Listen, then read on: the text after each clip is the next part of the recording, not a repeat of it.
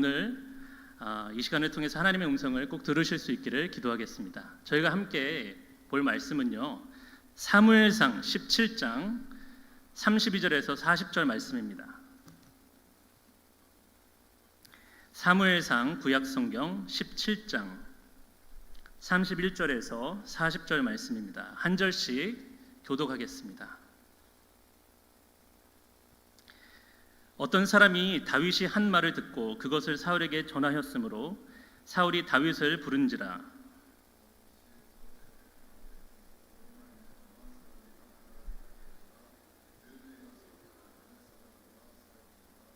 사울이 다윗에게 이르되 내가 가서 저 블레셋 사람과 싸울 수 없으리니 너는 소년이요 그는 어려서부터 용사임이니라.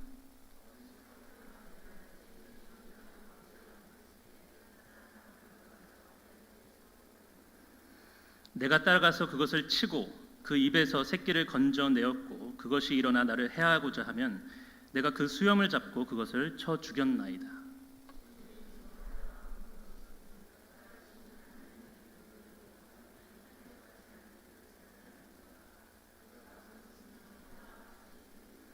또 다윗이 이르되 여호와께서 나를 사자의 발톱과 곰의 발톱에서 건져내셨은즉 나를 이 블레셋 사람의 손에서도 건져내시리이다. 사울이 다윗에게 이르되 가라, 여호와께서 너와 함께 계시기를 원하노라.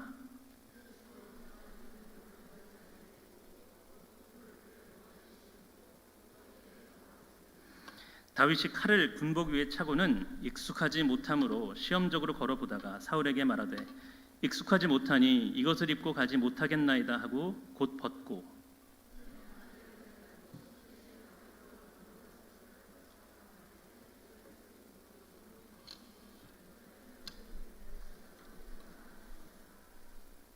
아멘. 오늘의 말씀의 제목은 나는 중요한 사람입니다 입니다.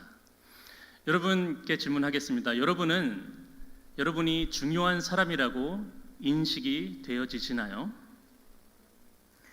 제가 어렸을 때 자존감이 참 낮았어요. 그러니까 저희 부모님께서는 저를 분명히 사랑해 주셨는데 제 스스로는 제가 사랑받지 못했다고 생각이 들었었나 봐요. 부모님께서 맞벌이로 바쁘시고 집안에서 저희를 잘 돌보지를 못하셨는데 그래서 저의 한 살 위 형과 둘이서 시간을 많이 보냈었던 기억이 있고요. 또 혼자서 시간을 많이 보냈었던 기억이 납니다. 어디를 가나 우물쭈물하면서 말도 이렇게 제대로 못하고 의견 표시를 당당하게 못하는 거예요.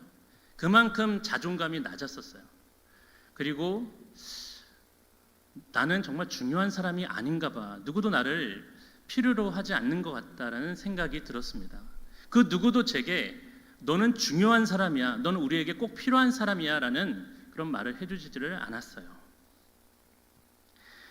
그래서 겉으로는 티가 안 나는데 그냥 겉으로는 지극히 평범한 그냥 까불까불하는 소년이었는데 제 속에는 항상 채워지지 않은 갈급함 같은 것이 있었습니다. 그래서 내 자신의 존재의 가치를 모르니까 인생이 무의미해지는 거죠. 그리고 이제 하나님이 계신 건 알겠는데 그 하나님이 나를 필요로 하신다는 생각이 들지가 않고 날 귀하게 여기실 거라는 생각이 들지가 않는 거예요. 그냥 하나님의 존재가 저 멀리 계신다는 그런 느낌? 그러니까 나와는 별 상관이 없는 그런 느낌이었죠. 그래서 아무리 교회를 가서 설교를 듣고 예배에 참여해도 내게는 그냥 별 상관없는 그런 이야기들로 여겨졌던 거예요. 제 어머니는 그래도 신앙이 좀 독실하셔서 어려서부터 저와 저의 형을 이렇게 교회를 데리고 다니셨습니다. 새벽 기도도 나가고 수요예배도 나가고 예배란 예배는 다 참여했었던 기억이 있어요. 그래서 하나님의 존재에 대해서는 어느 정도 인식을 하게 되었는데 그리고 이제 예수님이 나의 죄를 위해서 이 땅에 오신 구원자 그리고 십자가에서 나의 죄를 위해 이제 죽으신 분 지식으로는 알게 되었지만 내 가슴에는 이제 와닿지 않았었던 거예요. 확실히 믿어지지가 않았어요. 그래서 십자가가 나와 무슨 상관이 있는데 그런 이제 의문이 든 거죠. 자, 지금 이 자리를 보니까요, 여러분, 청년들과 청소년들이 많이 안 보입니다. 왜 그럴까요? 그냥 안 데리고 오셨나요? 같이 가자고 이야기를 안 해보셨나요? 우리 청년들은 왜 자발적으로 이 자리에 걸어오지 않았을까요? 제가 지난주에 청년들과 대화를 나누면서 알게 된 안타까운 사실은 대부분의 청년들이 교회에서 이렇게 신앙생활을 해오고 주일학교도 다니고 이렇게 커왔는데 예수님을 인격적으로 만나지를 못했다는 겁니다. 그 말은 어떻게 보면 우리 청년들이 의무적으로 그냥 형식적으로 예배에 참여하고 있다는 말이에요. 부모님께서 종용하시니까. 그래서 예배를 드려주는 어떤 그러한 뜻이 될 수도 있다는 겁니다. 물론 다 그런 건 아니에요. 우리 청년들 중에는 정말로 하나님의 존재에 대해서 궁금하고 하나님의 존재를 알고 싶은 마음에 나오는 청년들도 분명히 있습니다. 그런데 제가 안타까운 건 하나님의 사랑을 진짜로 경험해서 주님과 동행하는 그 즐거움을 우리 청년들이 누리지 못하고 있다는데 그 안타까움이 있습니다. 여기 계신 분들은 청년 시절부터 아마 신앙생활을 시작해온 분들이 있으실 거예요. 그 청년 시절부터 하나님을 만나 하나님 안에서 꿈과 비전을 발견하고 열정적으로 신앙생활의 기쁨을 누려본 분들이 계실 겁니다. 그래서 청년 시절부터 신앙생활을 해오는 것이 얼마나 중요한지를 느끼고 계신 분들이 계실 거예요. 그것이 얼마나 소중한지. 그래서 여러분의 자녀들과 손주들이 새벽 이슬같이 일어나 청년의 때에 인생의 목적을 예수 그리스도 안에서 발견하고 기도와 말씀으로 성령에 이끌려 그러한 삶을 살 수 있기를 간절히 바라고 기도하시고 계실 거라는 것도 예측할 수 있습니다. 저도 열심히 교회 생활을 했고 설교도 많이 들었지만 고등학교 2학년 때까지는 예수님을 인격적으로 만나지 못했어요. 그러니까 매번 들어왔던 그 복음이 제 삶의 실제가 되지를 못한 거예요. 이제 그때 제가 고등학교 때 이제 캐나다에서 유학 중이었는데요. 이제 한국에 계신 어머니와 이렇게 일주일에 한 번씩 통화를 하면 이제 신앙생활 격려를 많이 참 해주셨고요. 그리고 매주마다 빠지지 말고 교회 잘 다녀라 이러한 말씀을 많이 해주셨습니다. 그래서 그냥 매주마다 교회를 다니는 것이 습관화가 되었고 그냥 당연한 일처럼 느껴졌었어요. 그래서 정말로 한 번도 빠지지 않고 누가 뭐 지켜보지도 않는데 매주마다 홀로 유학생활을 하는데 교회를 다녔었던 기억이 있습니다. 어느 날 가까운 그 한인교회 주일 예배를 마치고 교회에서 이제 식사 시간이 있어 식사를 하고 있는데 찬양팀 멤버 한 분이 저한테 와서 혹시 찬양팀에 한번 들어보시지 않겠어요? 라고 권면하는 거예요. 제가 이제 그런 활동을 한 번도 해보지를 않았는데 이상하게도 한번 해보고 싶은 거예요. 그래서 그 다음 주 토요일부터 찬양 연습에 참여하기 시작했습니다. 그리고 매주마다 찬양을 연습하고 함께 열정적으로 찬양을 이제 싱어로서 부르기 시작했어요. 이제 매번 불러왔었던 찬양인데 그 찬양팀에서 같이 이렇게 찬양을 할 때 놀랍게도 저는 하나님을 경험하게 되었습니다.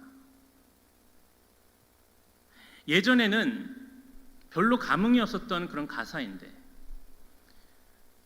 그때부터 이렇게 찬양을 하는데 그 찬양의 그 가사가 제 삶의 어떤 고백처럼 제 신앙 고백처럼 느껴지기 시작하는 거예요. 그리고 제가 찬양을 부르는 그 대상, 그 하나님이 정말로 존재하시고 지금 내 찬양을 귀를 기울이고 듣고 계실 거라는 생각이 드는 거예요.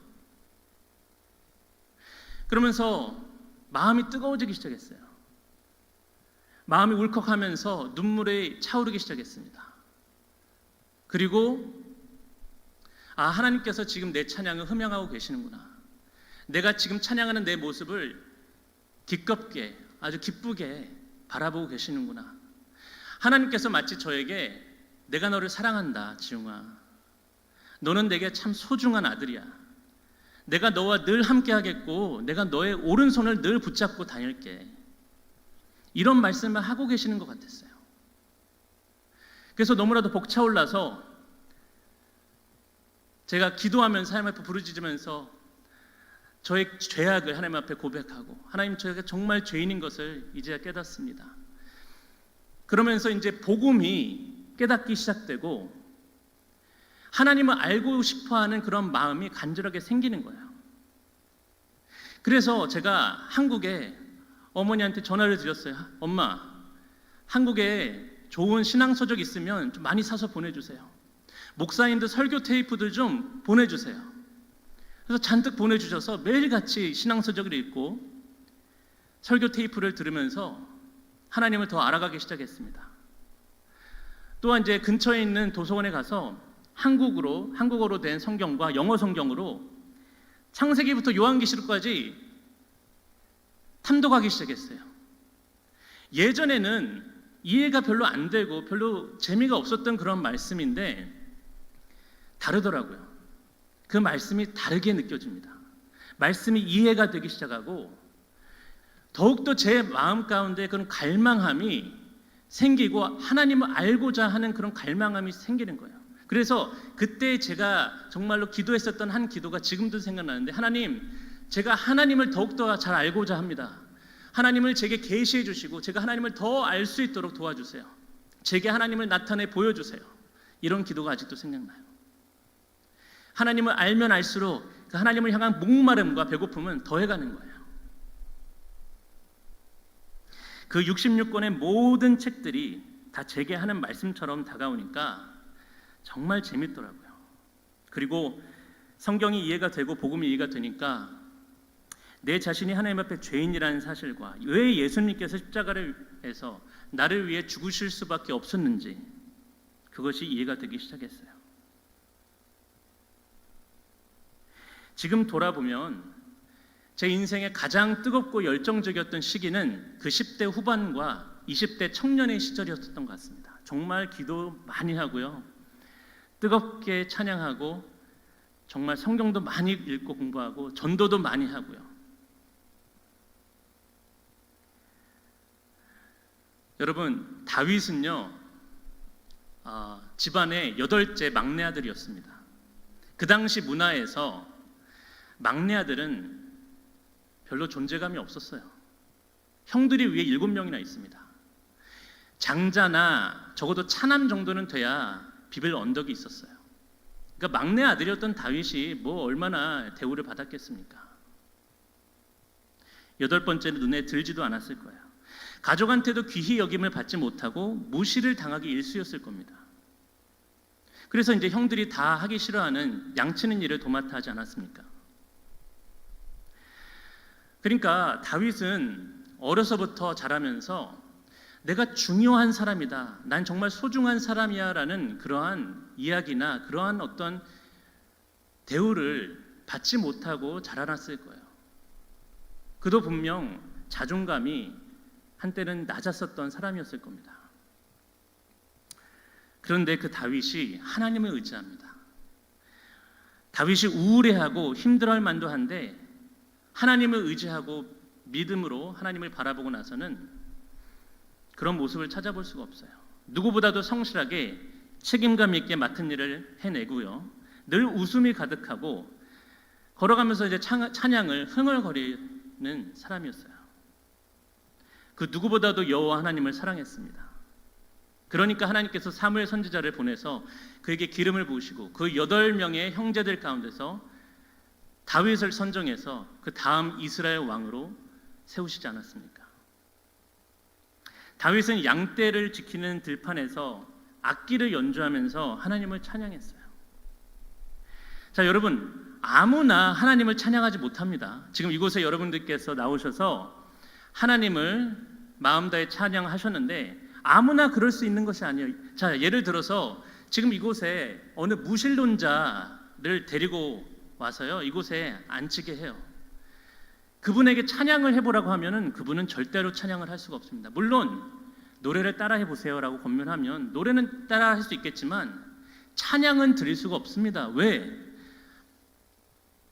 그 앞에 계시는 하나님의 존재가 그에게는 깜깜한 벽과 같은 거예요. 하나님의 존재를 인식하지 못하기 때문에, 찬양을 부를 대상이 보이지가 않기 때문에 찬양을 드릴 수가 없는 거죠. 찬양은 찬양의 대상이 되시는 하나님의 이름을 드높이고 그분께 드리는 마음의 기도이기 때문에 그렇습니다. 자, 이러한 사람들이 첫 번째 유형의 사람들입니다. 하나님의 존재를 인식하지 못하니 하나님께 찬양과 기도를 드릴 수도 없는 사람들이에요. 우리 주위에는 이러한 사람들이 안타깝게도 참 많습니다. 그래서 우리가 중보하고 그들에게 전도해야 하는 이유가 여기 있습니다. 자, 그리고 두 번째 유형의 사람들이 바로 예전에 저와 같은 사람들입니다. 그리고 지금 이 자리에 나와 있지 못하는 많은 청년들과 청소년들이 그러한 상황 가운데 놓여 있다고 생각합니다.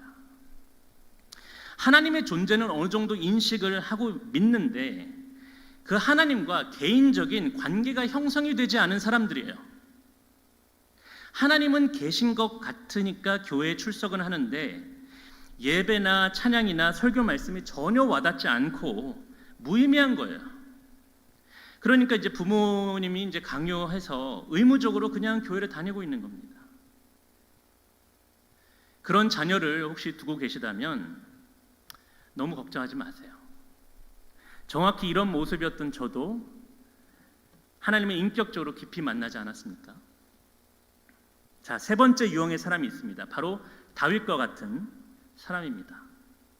다윗은요, 어렸던 청소년 시절부터 하나님의 존재를 인식하고 있었던 것뿐만 아니라 하나님과 친밀한 관계와 교제를 누렸었던 사람입니다. 아무도 보지 않고 그냥 허 발판에서 양떼들과만 같이 있는데 그곳에서 다윗은 수금으로 연주하면서 하나님을 찬양했어요. 홀로 있을 때 하나님께 기도하고 하나님께 찬양할 수 있는 것이 얼마나 귀한 모습인 줄 아십니까? 그는 외로워하지 않고 힘든 상황에 우울해하지 않고 기도하며 찬양했어요. 하나님을 인격적으로 만나고 하나님의 사랑과 은혜를 체험했던 겁니다. 근데 이를 어떻게 알 수 있냐면 어떻게 다윗이 하나님과 친밀한 교제와 관계를 누리고 있었는지를 우리가 어떻게 알 수 있냐면 그 증거가 있습니다. 어느 날 양떼를 치고 들판에 홀로 있는데 사자와 곰이 나타납니다. 그래서 양떼들을 공격하고 양 한 마리를 움켜잡고 물고 도망갑니다.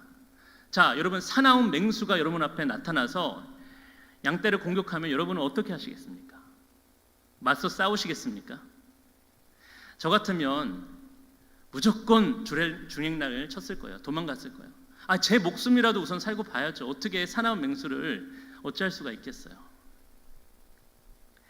근데 당황스럽게도 다윗은 자리를 박차고 그 사자와 곰을 쫓아갑니다.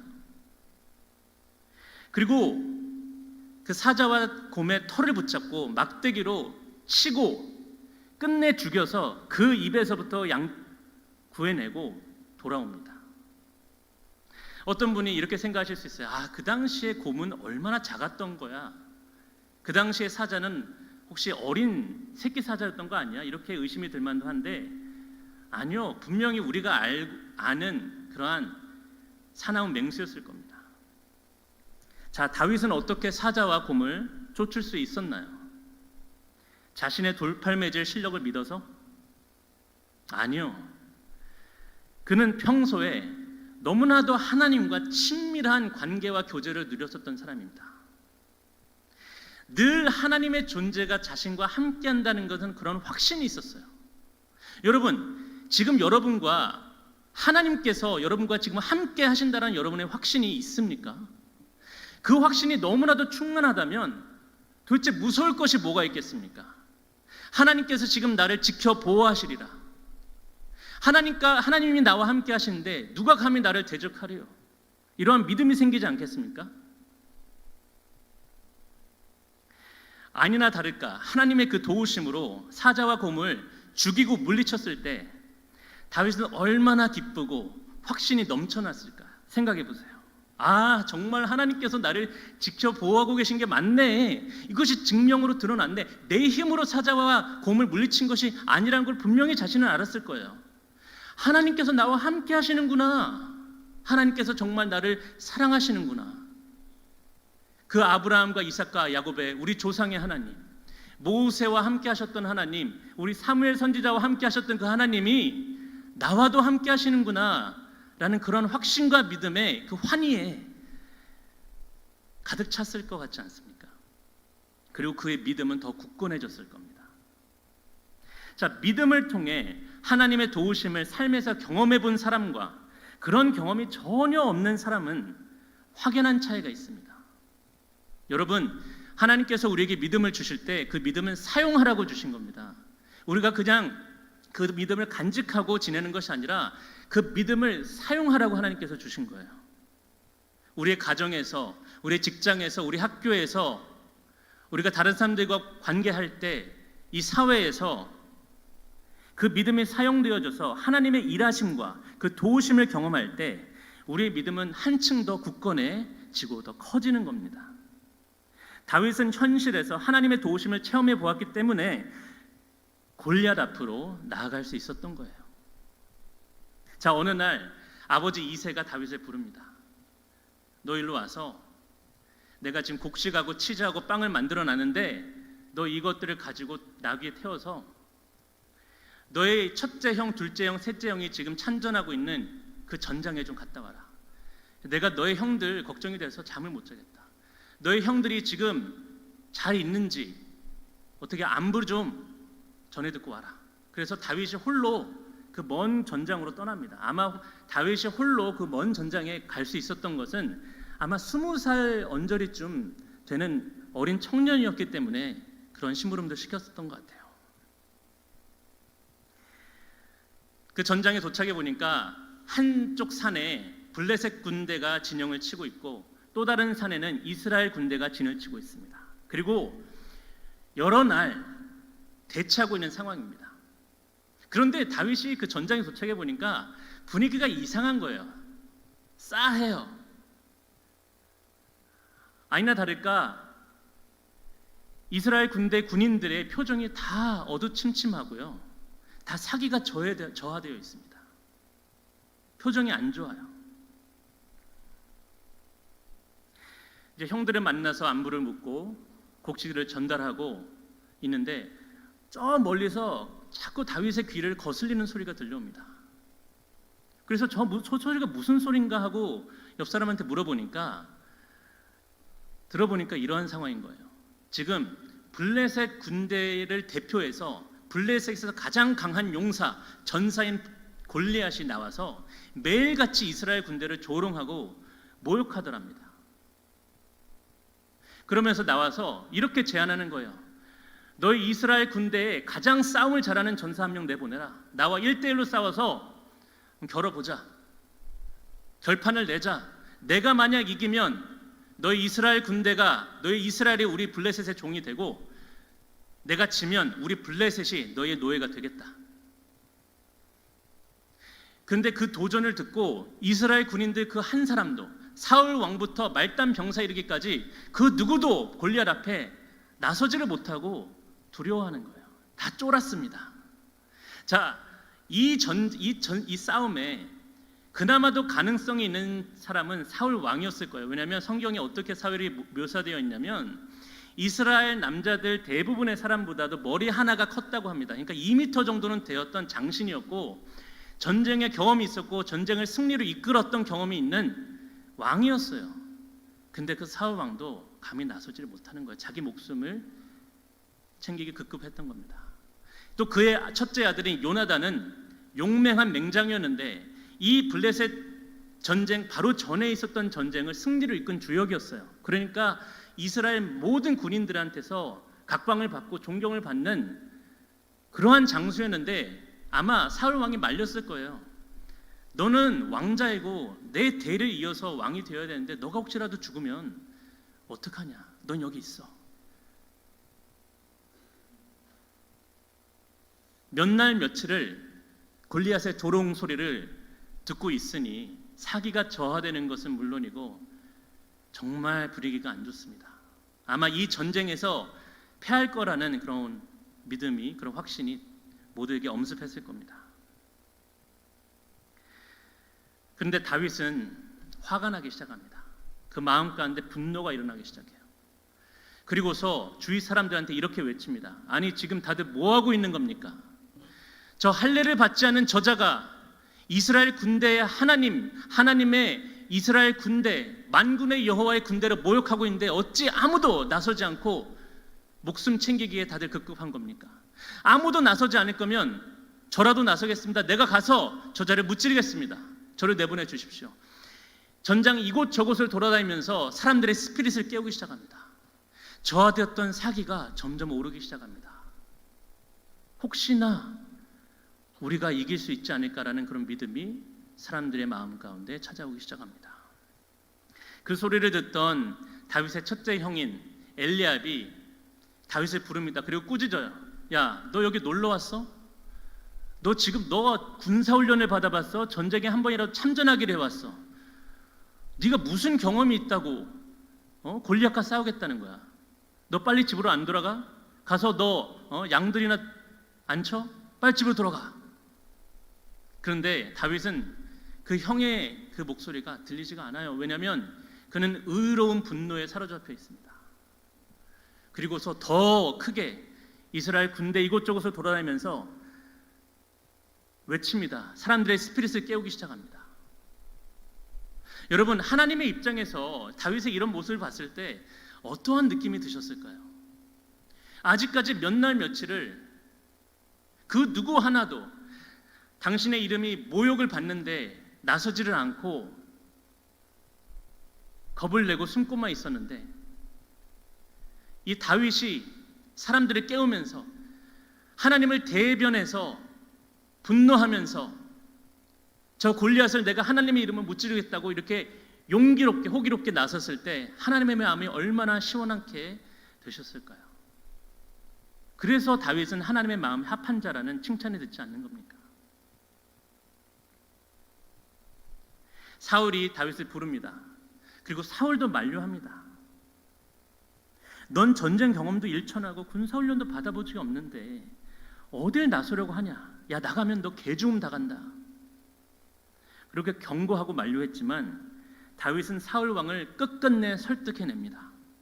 왕이시여, 제가 양떼를 칠 때 사자와 곰의 발톱에서도 하나님께서는 저를 지켜 보호하시고 그 발톱에서 저를 구해내셨습니다.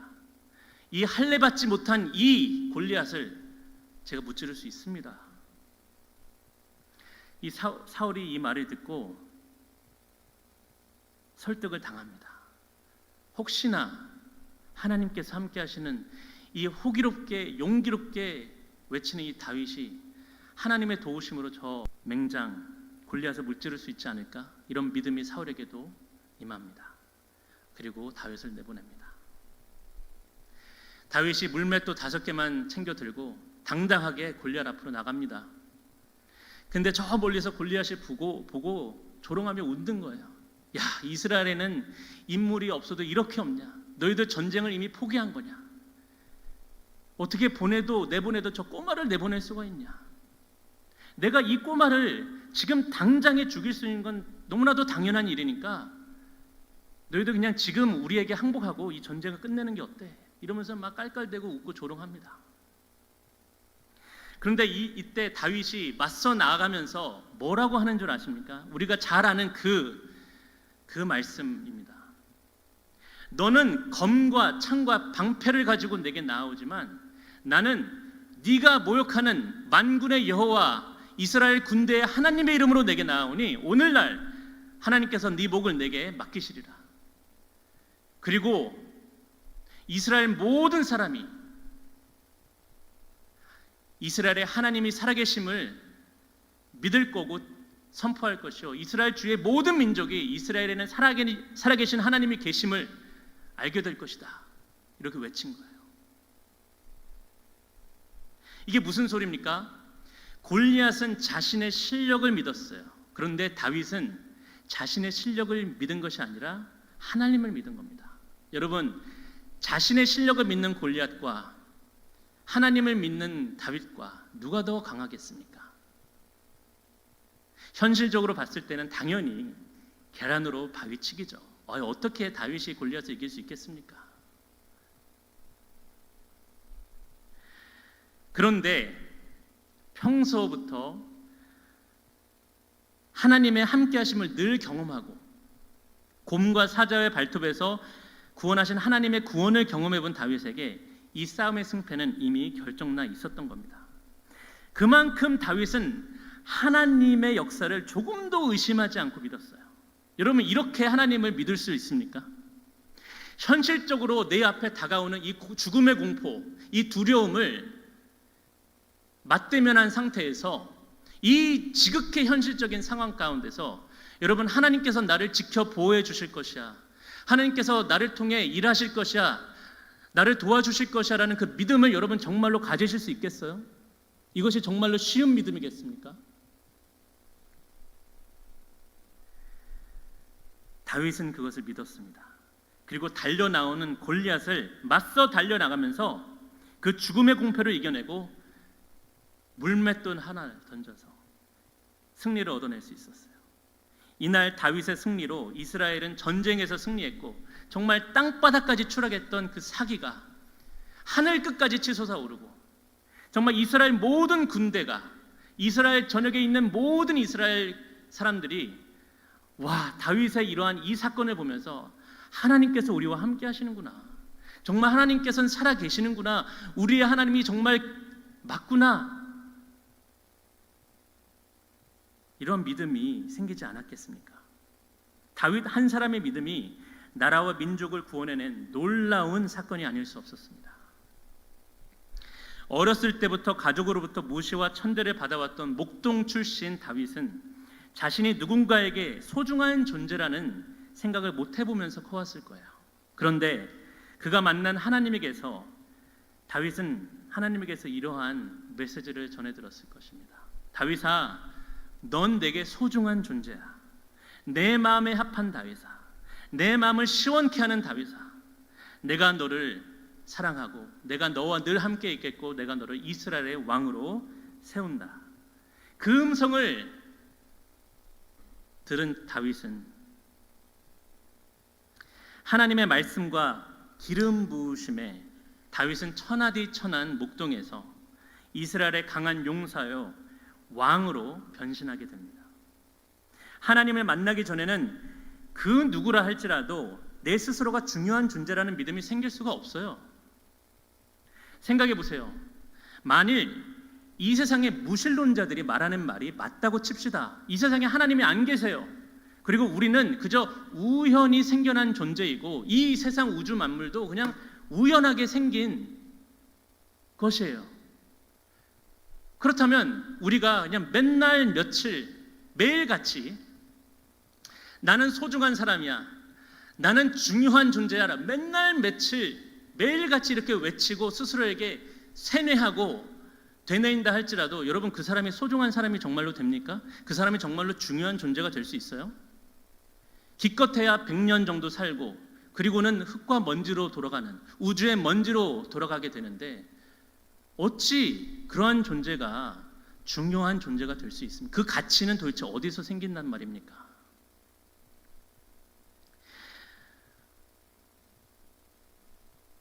성경은 우리의 인생이 들의 풀과 같고 지는 꽃과 같다고 합니다. 오늘 피어서 내일 아궁이에 던져지는 그런 들풀과 같은 존재가 우리가 아닙니까? 하나님의 존재가 없이는 그 어떤 누구도 귀한 존재가 될 수 있는 방법이 없어요. 알파와 오메가요, 시작과 끝인 하나님의 존재가 계시기에, 그리고 그분이 우리를 자신의 형상으로 만드셨기 때문에, 그분이 우리를 사랑한다고 하시고 우리를 자녀 삼아 주시고 우리를 영원한 삶으로 초대해 주셨기 때문에 비로소 우리가 중요한 존재가 될 수 있는 겁니다. 그런데 우리의 청년들과 우리의 청소년들은 어떻습니까? 그들은 매일같이 이 세상에서 어떠한 메시지를 듣고 살아갑니까? 이 세상이 그들에게 전하는 메시지는 하나같이 너 성적 좋아야 돼, 좋은 대학 들어가야 돼, 그래야 사회에서 인정받을 수 있는 거야, 좋은 직장에 다녀야 돼, 연봉이 높아야 돼, 되도록이면 사자 직업을 한번 도전해봐, 그러면 중요한 사람 대우를 받을 수 있어. 이러한 소리를 매일같이 듣고 사는 우리 청년들이 혼란스러워하고 그들의 마음 가운데 믿음이 생기지 않는 것은 당연한 결과가 아니겠습니까? 우리가 우리 청년들에게, 우리 아들, 딸들에게, 우리 자녀들에게 들려줘야 할 메시지는 바로 이겁니다. 넌 하나님께서 언제나 소중하게 생각하시는 존재야. 하나님께서 너를 하나님의 형상으로 귀히 만드셨고 너를 사랑하시고 너를 향한 지대한 계획을 가지고 계셔. 하나님은 너를 목적 있게 만드셨어. 너를 사랑하셔서 너를 구원하시기 위해서 십자가에서 죽음도 마다하지 않으셨어. 물론 우리 청년들과 청소년들은 매일같이 이러한 이야기를 들으면서 자라왔습니다. 그러니까 우리가 그들을 위해서 해줘야 될 일은 정말 그들을 위해서 목숨 걸고 기도를 해줘야 됩니다. 주님께서 그들의 마음을 만지시도록 성령 하나님께서 강력하게 역사하셔야 우리 청년들의 마음이 열리고 하나님의 사랑과 은혜를 깊이 체험하게 될 줄로 믿습니다. 여러분, 저는 지금 이 자리에 비어있는 좌석, 그리고 우리 주위에 여러분의 자녀들, 여러분의 손주들이 그렇게 많음에도 불구하고 이 시간, 이 자리에 그들이 기도하러 나오지 않았다는 이 사실이 너무나도 안타깝습니다. 여러분도 혹시 안타까운 마음이 있지 않습니까? 여러분, 우리 청년들과 우리 청소년들이 자원하는 마음으로 자발적으로 걸어서 이 자리에 나와 이 자리를 꽉꽉 채우고 매주 금요일마다 하나님 앞에 기도로 부르짖고 뜨겁게 찬양하고 하나님 안에서 꿈과 희망과 인생의 목적을 발견하고 비전을 발견하고 하나님의 나라에 사로잡혀 앞으로 인생을 오직 하나님의 나라와 그의 의를 구하면서 어떻게 하면 내가 하나님의 나라에 이바지할 수 있을까? 어떻게 하면 내가 하나님께 쓰임받을 수 있는 인생을 살 수 있을까? 내가 어떻게 하면 하나님께 영광 돌리는 삶을 살게 될 수 있을까? 그것을 고민하고 씨름하면서 우리 청년들이 그렇게 기도할 수 있는 이 자리가 되기를 소원합니다. 살아계신 하나님 아버지, 하나님, 이슬람 문화권 저 중동 지역에서는 이런 소식이 들려옵니다.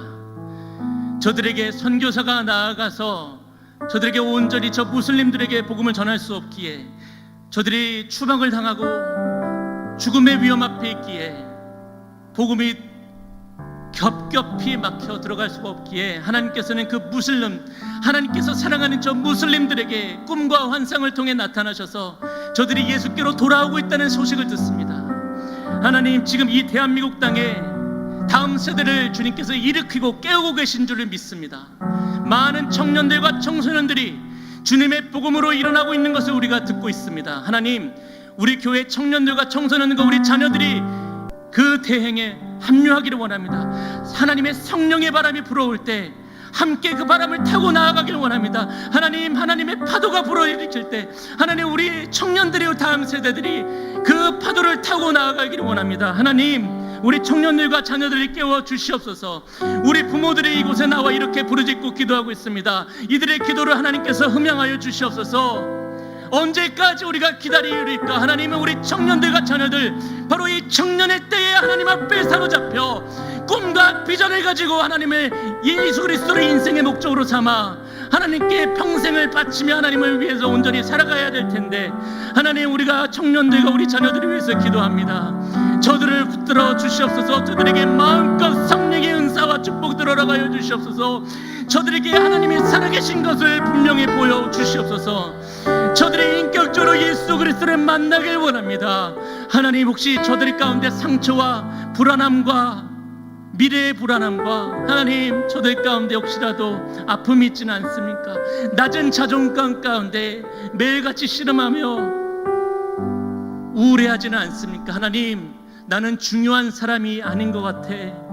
누구도 나를 중요하다, 너는 소중한 존재라고 얘기해 주지를 않아. 혹시 이러한 상황 가운데 놓여 있지는 않습니까?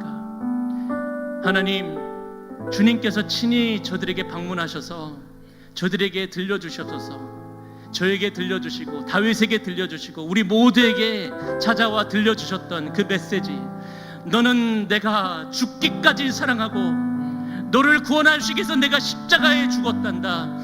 내가 너를 소중하게 나의 형상으로 창조했단다. 내가 너를 나의 계획을 위해, 나의 목적을 위해, 나의 나라를 위해 사용할 것이야. 너는 내가 택한 족속이요 나의 제사장이야. 이러한 메시지를 저들에게 들려주셨소서. 그래서 우리 청년들이 담대하게 일어나 자신의 믿음만 가지고 삶을 살아가는 것이 아니라 주위 사람들에게 소금과 빛으로 밝게 하며 저 열방 땅끝까지 나아가 주 예수 그리스도를 증거하며 복음을 전하며 많은 사람들을 주님의 은혜와 구원으로 이끌 수 있는 한 하늘의 별과 같이 빛나는 존재로서 우리 청년들을 변화시켜 주시고 사용해 주실 줄 믿사오며 예수 그리스도 이름으로 간절히 기도하옵나이다.